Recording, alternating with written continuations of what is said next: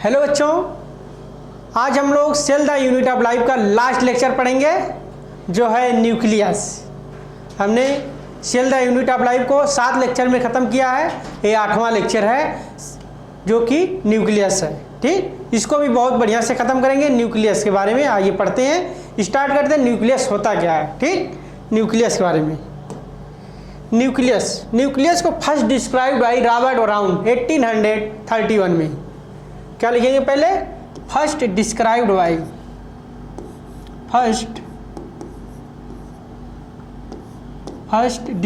By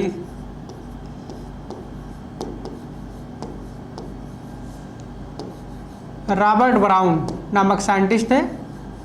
Robert brown कब किए थे? 1831 में। ठीक, न्यूक्लियस को पहले रॉबर्ट ब्राउन नामक वैज्ञानिक 1831 में डिस्क्राइब किए थे। फिर इसके बाद एक और साइंटिस्ट थे जिनका नाम था फ्लेमिंग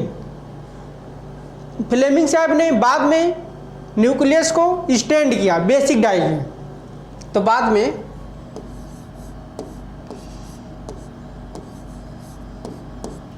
न्यूक्लियस को स्टैंड बाय बेसिक डाइज।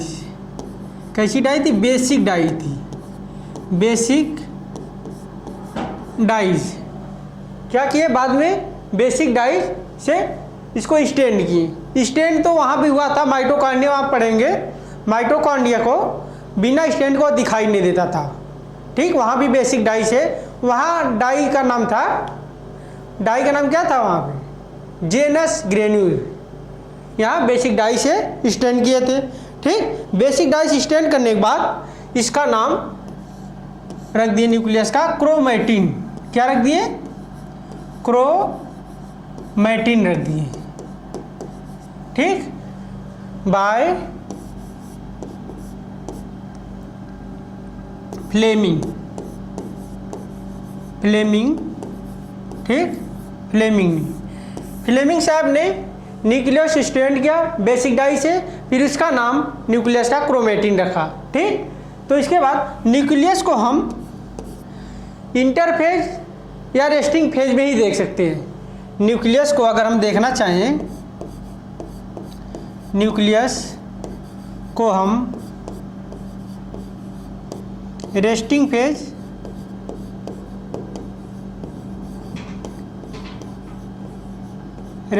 या क्या बोलते हैं? इंटरफेज।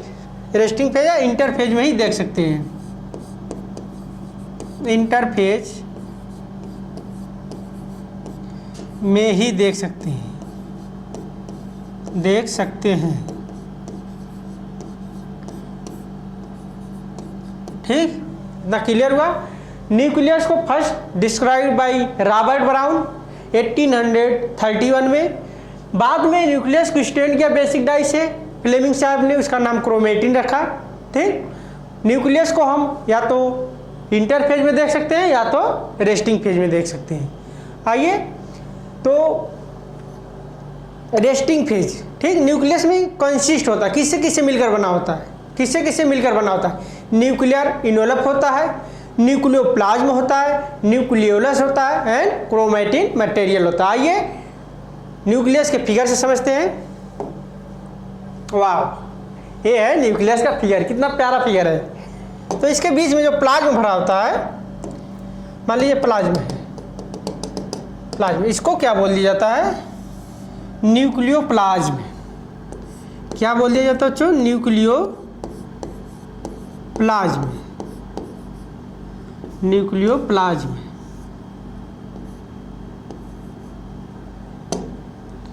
न्यूक्लियोप्लाज्म बोल दिया जाता है। ठीक, न्यूक्लियोप्लाज्म बोल दिया जाता है। जो इसके चारों तरफ जगह होती है इसको बोला जाता है पेरी न्यूक्लियर स्पेस। क्यों बोला जाता है पेरी न्यूक्लियर स्पेस? जैसे हम लोग माइटोकॉन्ड्रिया पढ़ते वक्त वहाँ पे पढ़े थे पेरी माइटोकॉन्ड्रियल स्पेस। पेरी चारों तरफ, माइटोकॉन्ड्रिया मीन्स माइटोकॉन्ड्रिया के, स्पेस मीन्स जगह। माइटोकॉन्ड्रिया के चारों तरफ जो जगह होती है उसे बोला जाता है पेरी माइटोकॉन्ड्रियल स्पेस। मान लीजिए न्यूक्लियस के चारों तरफ जो जगह है तो इसे क्या बोल देंगे, पेरी न्यूक्लियर स्पेस। आइए देखते हैं, पेरी न्यूक्लियर स्पेस 10 से 50 नैनोमीटर होता है। ठीक बच्चों, 10 से 50 नैनोमीटर होता है। और क्या है, यहाँ पे आरएनए भी पाया जाता है, राइबोसोम भी पाया जाता है और क्रोमेटिन मटेरियल भी पाया जाता है। ये है न्यूक्लियोलस। बढ़िया से फिगर बना, न्यूक्लियोलस। न्यूक्लियोलस क्या होता है, नॉन मेम्ब्रेन बाउंडेड स्ट्रक्चर होता है। इसमें किसी प्रकार की मेम्ब्रेन नहीं पाई जाती है। न्यूक्लियस में एक डबल मेम्ब्रेन है, इसीलिए तो लिखा गया है a outer membrane, a inner membrane. ठीक, ए आउटर मेम्ब्रेन है, ए इनर मेम्ब्रेन है। Peri nuclear space, peri nuclear space 2 बार लिख गया है, कोई बात नहीं। ठीक, इतना समझ में आया बच्चों, ये आउटर मेम्ब्रेन, ये इनर मेम्ब्रेन। और जो न्यूक्लियोलस होता है वो विदाउट मेम्ब्रेन होता है। इसके बाद क्रोमेटिन मटेरियल पाए जाते हैं, थ्रेड लाइक, ये भी बिखरे होते हैं। ठीक, इसके अंदर जो प्लाज्मा भरा तो न्यूक्लियोप्लाज्म बोला जाता है। और इसके आउटर मेम्ब्रेन पे इंडोप्लाज्मिक रेटिकुलम लगा होता है, जिसके आउटर मेम्ब्रेन पर राइबोसोम पाया जाता है। ठीक, फिगर आप लोग बढ़िया देखिए। न्यूक्लियर पोर जो है ये माइन्यूट पोर है, माइन्यूट पोर है, इसी को भी बोल दिया जाता है न्यूक्लियर पोर। न्यूक्लियर पोर के तहत क्या होता है, इसमें ट्रांसपोर्ट होता है। ट्रांसपोर्ट किसका होता है, आरएनए का होता है, प्रोटीन का होता है, आवागमन होता है इसी न्यूक्लियर पोर के द्वारा। ठीक, और कुछ बचा है इसमें बताने के लिए, न्यूक्लियोप्लाज्म हो गया, आरएनए हो गया, माइन्यूट पोर हो गया। न्यूक्लियोलस के बारे में भी आगे पढ़ते हैं। ये फिगर आप लोग देख लीजिए, पॉज करके बना लीजिएगा, फिगर बहुत बेहतरीन बना है। फिर न्यूक्लियस में हम क्या क्या पढ़ेंगे, आइए देखते हैं। न्यूक्लियस में हम लोग क्या क्या पढ़ेंगे, consist of nucleus. Consist of किससे मिलकर बना होता है, nuclear pore, nuclear pore, nucleoplasm, nucleoplasm. ठीक, nucleopore, nucleoplasm, nucleolus,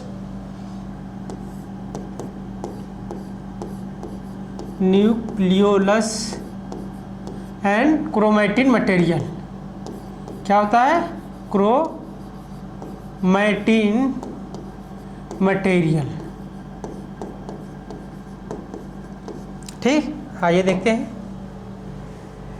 consist of मिलकर बना होता है, कंसिस्ट ऑफ। ठीक, पहला क्या है, न्यूक्लियर पोर पाया जाता है, दूसरा उसके अंदर जो प्लाज्मा भरा न्यूक्लियोप्लाज्म, फिर न्यूक्लियोलस होता है, फिर क्रोमेटिन मटेरियल भी होता है। आइए देखते हैं। पहला क्या हमने बताया, वहाँ पे न्यूक्लियर पोर, न्यूक्लियर पोर है। ठीक, हमने फिर क्या बताया, न्यूक्लियोलस बताया, फिर न्यूक्लियोप्लाज्म बताया, फिर क्रोमेटिन मटेरियल बताया। ठीक, आइए एक एक करके विस्तार से आगे पढ़ते हैं इसकी। ठीक, इसके बाद हम लोग क्या पढ़ेंगे कि इससे सभी में न्यूक्लियस पाया जाता है, सभी ऑर्गेनिज्म में, लेकिन कुछ एक्सेप्शन है। सब मैच्योर सेल्स लिखते हैं, सम मैच्योर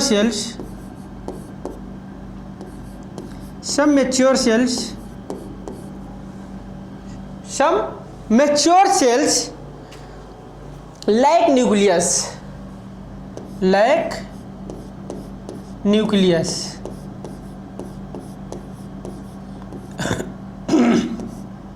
ठीक बच्चों, देखते हैं किसमें एब्सेंट होता है।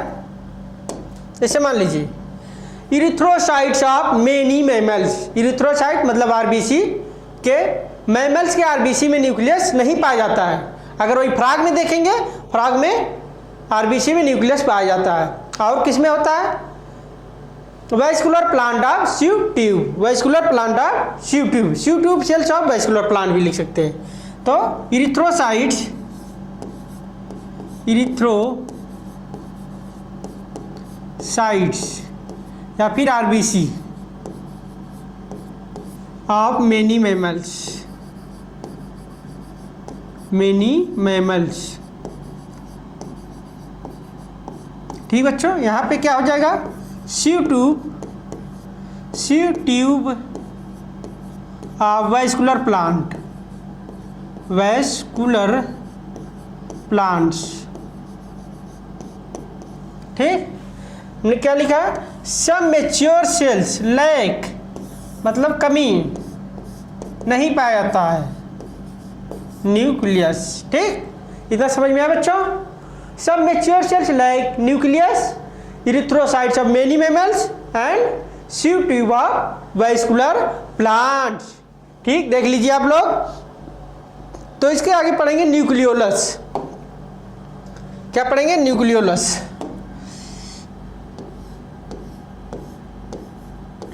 न्यूक्लियोलस कैसा होता है, स्फेरिकल स्ट्रक्चर होता है। स्फेरिकल मतलब गोलाकार स्ट्रक्चर होता है, स्फेरिकल स्ट्रक्चर होता है और non membrane bounded any membrane. ठीक, कैसा होता है,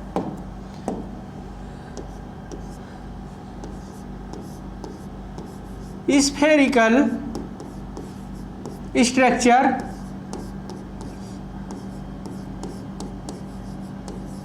present in cytoplasm, present in cytoplasm या न्यूक्लियो, यहाँ न्यूक्लियोप्लाज्म लिखिए आप लोग। न्यूक्लियोप्लाज्म कहाँ पर पाया जाता है, न्यूक्लियोप्लाज्म में पाया जाता है। ठीक, नॉट बाउंडेड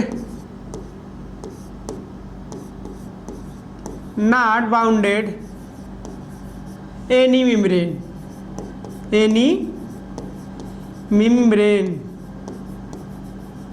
मतलब मेम्ब्रेन लेस होता है, मेम्ब्रेन लेस होता है। ठीक, मेम्ब्रेन लेस होता है, इसमें किसी प्रकार की मेम्ब्रेन नहीं पाई जाती है। ठीक, मान लीजिए ये डीएनए है, ये डीएनए है, डीएनए को हम ट्रांसक्रिप्शन कराएंगे तो आरएनए बन जाएगा। एक डीएनए है, मान लीजिए एक डीएनए है, डीएनए मान लीजिए ट्रांसक्रिप्शन करा दिए हम, ट्रांसक्रिप्शन कराने पर स्मॉल आर और आरएनए बन जाता है। इसको बोला जाता है राइबोसोमल आरएनए। तो इसको क्या कर देंगे, दे एक्टिव, न्यूक्लियस के बारे में लिखेंगे, दे एक्टिव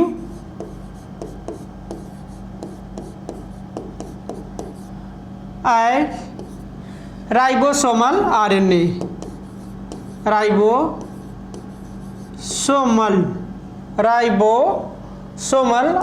आरएनए। इतना न्यूक्लियस के बारे में एनसीईआरटी में दिया है। ठीक, न्यूक्लियस कैसा होता है, स्फेरिकल स्ट्रक्चर होता है, मतलब गोलाकार ऐसे स्ट्रक्चर होता है, लेकिन मेम्ब्रेन नहीं होती, किसी प्रकार की मेम्ब्रेन नहीं होती है। प्रेजेंट इन न्यूक्लियोप्लाज्म में पाया जाता है। Not bounded any membrane, membrane less होता है। मेम्ब्रेन लेस एनसीईआरटी में 3 ऑर्गेनिज्म है, मतलब ऑर्गेनल है। एक न्यूक्लियोलस हो गया, दूसरा सेंट्रियोल हो गया जो कि एनिमल सेल्स में पाया जाता है, तीसरा इंक्लूजन बॉडी हो गई। ठीक, इतना हो गया। डीएनए मान लीजिए, डीएनए ट्रांसक्रिप्शन कराएंगे तो आरएनए बनेगा, they active as the ribosomal RNA. ठीक, इसके बाद पढ़ेंगे क्रोमैटिन मटेरियल के बारे में। क्रोमैटिन मटेरियल के बारे में पढ़ेंगे हम लोग। क्रोमैटिन मटेरियल 2 तरह का होता है। Chromatin material, chromatin material, chromatin material कितने प्रकार का होता है, 2। कौन कौन सा होता है, एक होता है हेट्रोक्रोमैटिन। क्या होता है, हेट्रोक्रोमैटिन, हेट्रोक्रोमैटिन। ठीक, एक होता है यूक्रोमैटिन। कौन सा होता है, यूक्रोमैटिन होता है। ठीक बच्चों, यूक्रोमैटिन होता है, इसके बारे में तो पढ़ते हैं। ठीक, तो हम हेट्रोक्रोमैटिन को याद करने के लिए एक ट्रिक बताते हैं, HD। आप भाई किसी वीडियो देखते हैं, सपोज आप जानिए कौन सी वीडियो देखते हैं, गाने देखते हैं या फिर ऑनलाइन पढ़ाई करते हैं, तो HD में ही आपको अच्छा लगता है, तो इसे आप याद रखिए HD। मतलब हेट्रोक्रोमैटिन जो है डेंसली पैक्ड होता है। कैसा होता है? डेंसली पैक्ड होता है, डेंसली पैक्ड होता है। और इसको याद करने के लिए ईलू, क्या निमोनिक्स है? ईलू। ठीक, मतलब ई क्रोमैटिन कैसा होता है? लूजली पैक्ड होता है, लूजली पैक्ड होता है। ठीक, इतना समझ में आ गया? डेंसली पैक होता है, लूजली पैक होता है। एक ऐसा होता है, इसके बारे में डार्क स्टैंड होता है, D for densely, D for dark stand, इस पे पाया जाता है, डार्क स्टैंड पाया जाता है, स्टैंड पाया जाता है। और इसमें लाइट स्टैंड पाइए, L for loosely, L for light stand, light stand. ठीक, इतना क्लियर हो गया? हेट्रोक्रोमैटिन डेंसली पैक होता है और डार्क स्टैंड होता है। यूक्रोमैटिन जो होता है लूजली पैक होता है और लाइट स्टैंड होता है। ठीक, ट्रांसक्रिप्शनली एक्टिव होता है। एक होता है ट्रांसक्रिप्शनली इनएक्टिव, एक होता है ट्रांसक्रिप्शनली एक्टिव। तो ये क्या होता है? ट्रांसक्रिप्शनली एक्टिव होता है,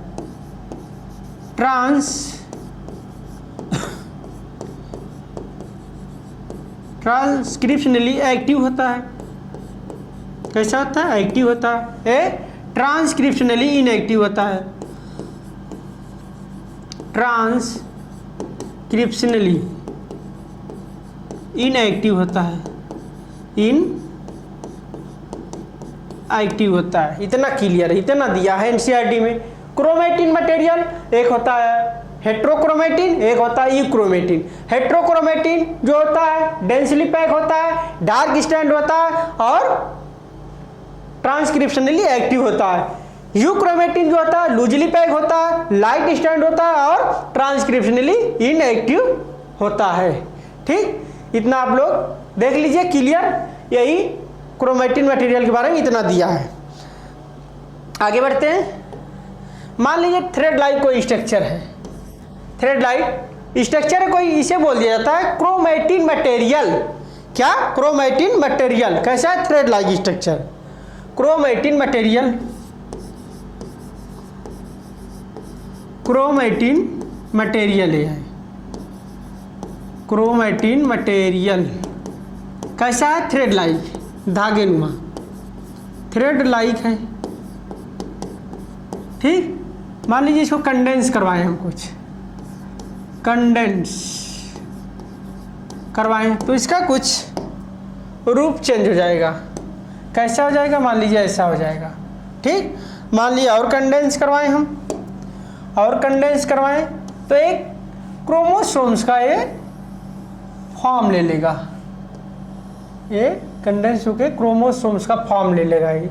ठीक, ये क्रोमोसोम्स का फॉर्म ले लेगा ऐसे। ठीक, ना क्लियर हुआ? थ्रेड लाइक स्ट्रक्चर है, क्रोमैटिन मटेरियल। इसे कंडेंस कराने पे कुछ इस तरह का रूप लेगा और कंडेंस कराने पे क्रोमोसोम्स का ये रूप ले लेगा। मान लीजिए क्रोमोसोम्स को हमें देखना है, लुक करना है, क्रोमोसोम्स लुक।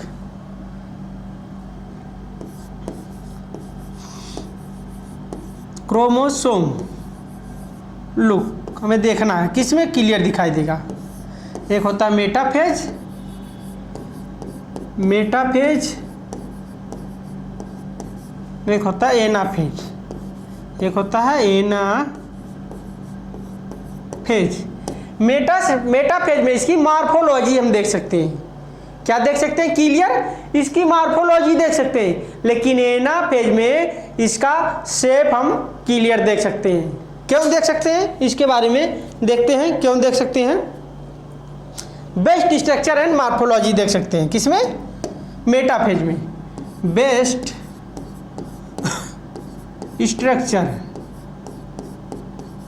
एंड मार्फोलॉजी को देख सकते हैं, एंड मार्फोलॉजी को देख सकते हैं। और इसमें क्या देख सकते हैं? इसमें शेप देख सकते हैं, बेस्ट शेप।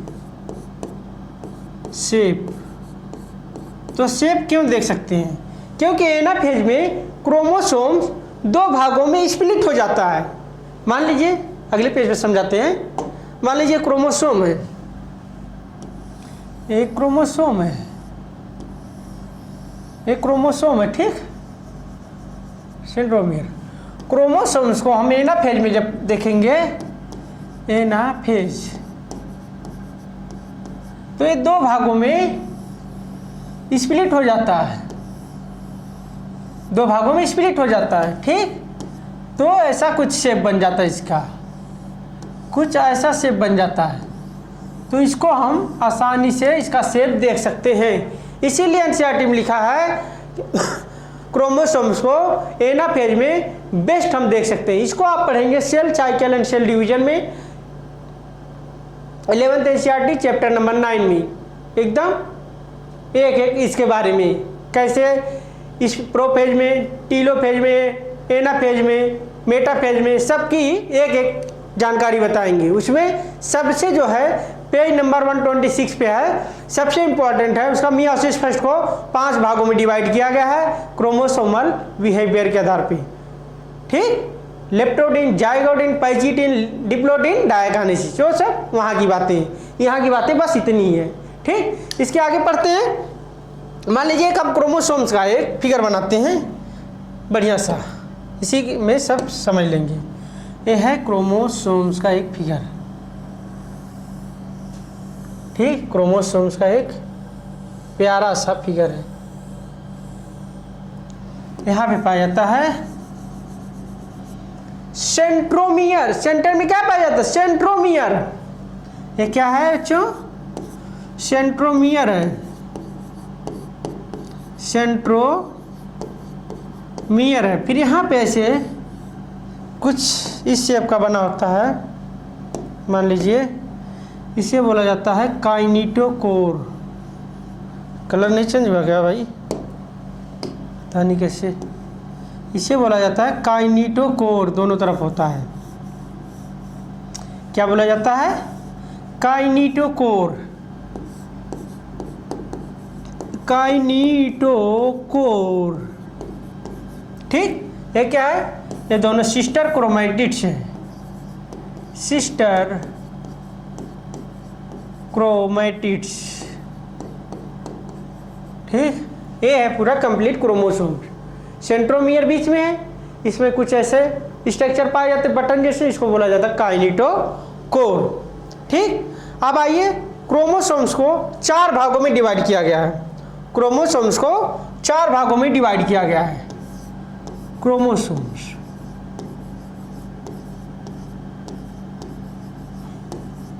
कितने भागों में? 4 भागों में, 4 भागों में डिवाइड किया गया है। जो है पहला है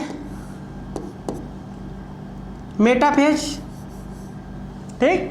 मेटाफेज, सब मेटाफेज, ना मेटासेंट्रिक, सब metacentric, acrocentric, telocentric. Metacentric, metacentric, ठीक। दूसरा सब मेटासेंट्रिक, सब मेटासेंट्रिक, मेटासेंट्रिक। तीसरा एक्रोसेंट्रिक, एक्रोसेंट्रिक। फिर लास्ट जो 4th है टीलोसेंट्रिक, टीलोसेंट्रिक, ठीक बच्चों। इतना क्रोमोसोम्स को 4 भागों में डिवाइड किया गया है, ठीक। क्रोमोसोम्स को 4 भाग में, based on the chromosomal behaviour, based on the chromosomal behaviour, based on the chromosomal behaviour,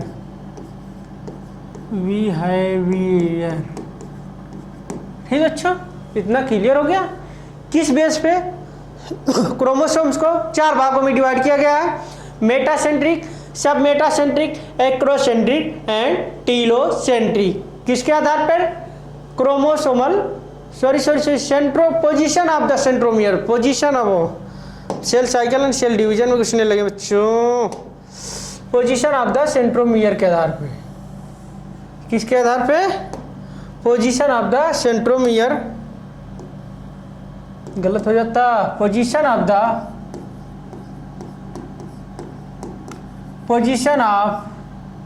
the centromere,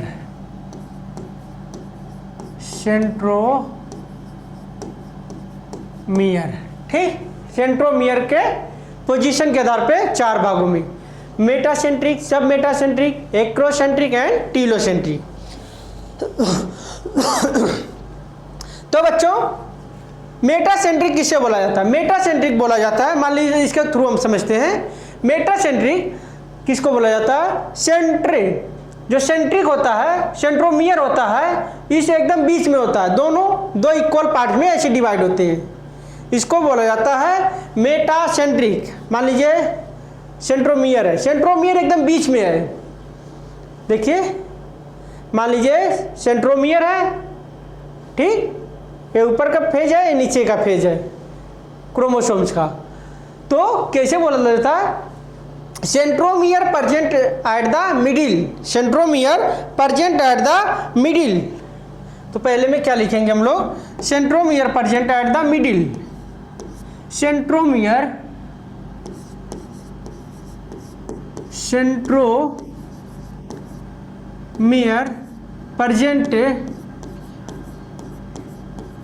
present in middle, एकदम मिडिल में प्रेजेंट होगा। मान लीजिए ए, सेंट्रोमियर एकदम बीच में पाया जाता है, सेंट्रोमियर,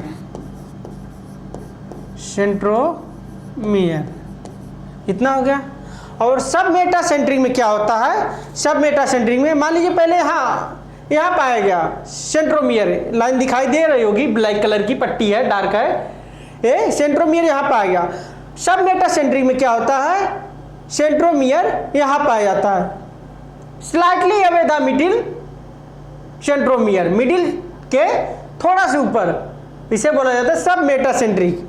मान लीजिए यहाँ पाया जाता है, नीचे वाला भाग लॉन्ग हो गया, ऊपर वाला स्मॉल हो गया, इसे बोला जाता है सब metacentric, slightly away from middle, slightly away from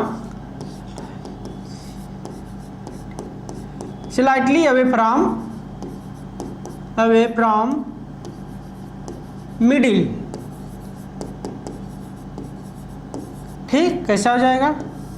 ये मान लीजिए ऐसा हो गया, ये ऊपर वाला थोड़ा छोटा हो जाएगा, ठीक, ये हो गया सब मेटासेंट्रिक। एक्रोसेंट्रिक में क्या होता है? एक्रोसेंट्रिक में और ऊपर हो जाएगा, ये यहाँ पे इंड में एकदम पाया जाएगा, ये है सेंट्रोमियर, मान लीजिए मेरा ये हाथ जो है सेंट्रोमियर मान लीजिए, ठीक, ये स्मॉल पार्ट, ये लॉन्ग पार्ट, इसे बोला जाता है एक्रोसेंट्रिक, ठीक। टीलोसेंट्रिक में क्या पाया जाता है? मान लीजिए एकदम टीलो पे, एकदम टर्मिनल पे पाया जाता है, इसे बोला जाता है, ये सेंट्रोमियर एकदम टर्मिनल पे पाया जाता है, इसे बोला जाता है टीलोसेंट्रिक, ठीक। इसी के तहत हम लोग मान लीजिए ये centromere present is the terminal, यहाँ टीलोसेंट्रिक हो जाएगा।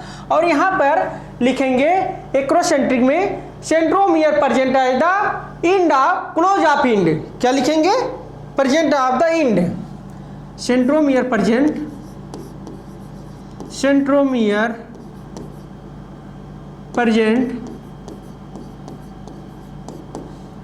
इंड में एकदम ऊपर। और यहाँ पे क्या लिखेंगे? टर्मिनल पे पाया जाता है, टर्मिनल पे सेंट्रोमियर प्रेजेंट, सेंट्रोमियर प्रेजेंट। ठीक, यहाँ फिगर बना देते हैं। ये टर्मिनल पे एकदम पाया जाता है, एकदम इंड पे पाया जाता है, यहाँ टर्मिनल पे एकदम पाया जाता है, कुछ बच्चा ही नहीं यहाँ। ठीक, ये फिगर है, देखिए क्रोमोसोम्स को 4 भागों में डिवाइड किया। पोजीशन ऑफ सेंट्रोमियर के आधार पर मेटासेंट्रिक, सब metacentric, acrocentric and telocentric. Metacentric को क्या बोला जाएगा? Centromere present at the middle, एकदम मिडिल में उपस्थित होगा सेंट्रोमियर। ये मान लीजिए ऐसे है, सेंट्रोमियर एकदम बीच में होगा, इसे बोला जाता है मेटासेंट्रिक। और स्लाइटली हमें मिडिल, सब मेटासेंट्रिक। इंड पे अगर पाया जाए तो इसे क्या बोला जाता है? एक्रोसेंट्रिक, एकदम टर्मिनल पॉइंट में पाया जाता है, इसे बोला जाता है टीलोसेंट्रिक। ठीक बच्चों, इतना आप लोगों को उम्मीद है कि पूरा क्लियर हो गया होगा। फिर एक और छोटा सा टॉपिक है लास्ट में दिया, सैटेलाइट क्या होता है? सैटेलाइट, सैटेलाइट क्या होता है? मान लीजिए क्रोमोसोम है, एक क्रोमोसोम है, ठीक, क्रोमोसोम ये मान लीजिए सेंट्रोमियर है, ये क्या बच्चों? सेंट्रोमियर, सेंट्रोमियर है। यहाँ पे काइनेटोकोर हो गया, इसे क्या हो गया? काइनेटोकोर, काइनेटोकोर हो गया। ठीक, यहाँ पे कुछ स्मॉल फ्रेगमेंट लाइक स्ट्रक्चर पाए जाते हैं, इसके टर्मिनल पॉइंट पे स्मॉल फ्रेगमेंट लाइक स्ट्रक्चर पाए जाते हैं, स्मॉल फ्रेगमेंट लाइक स्ट्रक्चर पाए जाते हैं, small fragment like structure, fragment कुछ टुकड़े पाए जाते हैं, called as the satellite, satellite, इसी को ही बोला जाता है सैटेलाइट, या फिर सेकेंडरी कॉन्स्ट्रिक्शन, या फिर सेकेंडरी कॉन्स्ट्रिक्शन। ठीक, और सेंट्रोमियर को क्या बोल दिया जाता है? Primary constriction, primary constriction. ठीक, इसे बोला जाता है सैटेलाइट। क्रोमोसोम्स में स्मॉल फ्रेगमेंट लाइक स्ट्रक्चर जो होता है उसे बोल दिया जाता है सैटेलाइट। ठीक, इतना क्लियर हो गया बच्चों। फिर एक छोटा सा टॉपिक है माइक्रोबॉडीज। तो माइक्रोबॉडीज क्या होता है? माइक्रोबॉडीज के सब लोग एकदम लास्ट में दिया, cell the unit of life में 2 लाइन का दिया है, इसे सब लोग इग्नोर कर देते थे। अभी फिलहाल में जल्दी ही इस पे क्वेश्चन आ गया, माइक्रोबॉडी प्रेजेंट इन एनिमल में, प्लांट में बोथ, नन ऑफ दीज। तो तब से माइक्रोबॉडीज के सब लोग पढ़ाने लगे, 2 लाइन का है। तो माइक्रोबॉडीज के बारे में समझते हैं हम लोग।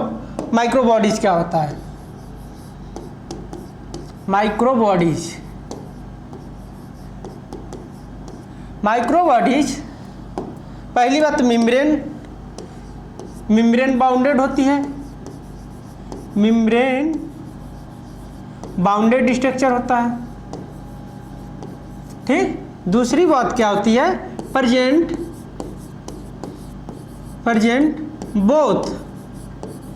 Both plants and animals.